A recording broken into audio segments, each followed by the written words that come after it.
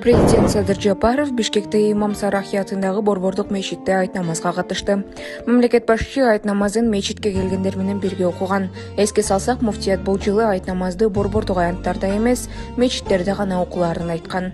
Айтыңыздар, майрек болсун. Видеого лайк басып, Манас ТВ каналына атталып, акыркы жаңылыктардан кабардар болуңуз.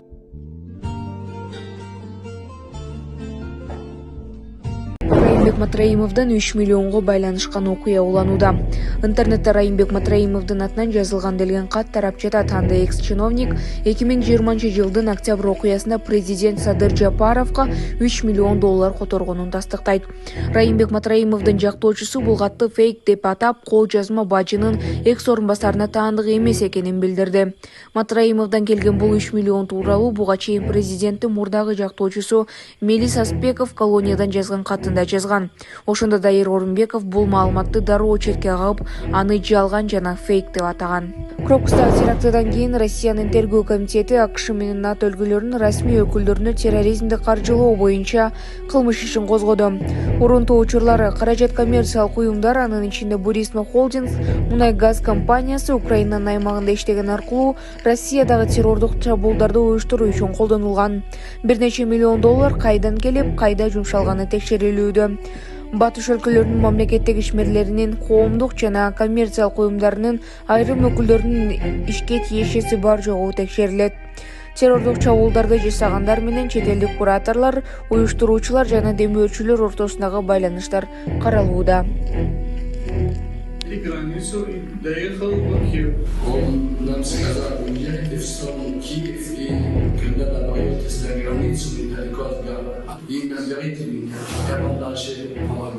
Көп узабай талкаланып, асфальтты быркырап чыгып калган жол. Соц тармак колдонуучусу ат башыда былтыр салынган жол ушундай абалга жеткенин айткан. Ага транспорт министри Тилек Текебаев жооп берип, ача кайыңды, 5 кайыңды жолу былтыр эмес 2020 жылы салынганын белгилеген.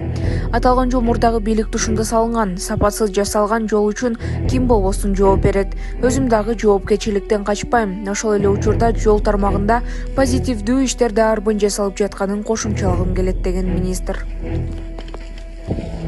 Качан залды могу? Быйыл былтыр залды. Могу жолду мына былтыр жасаган. Могу жолду былтыр жасаган. Ат башы, ачагайың, башкайыңды жолу. Ушуну нормально эле жасап койшпайбы, карабайсың. Мында акчасын жеген да. Болбоду жеген да акчасын. Же ушунчу жол жасабай эле койбойбу?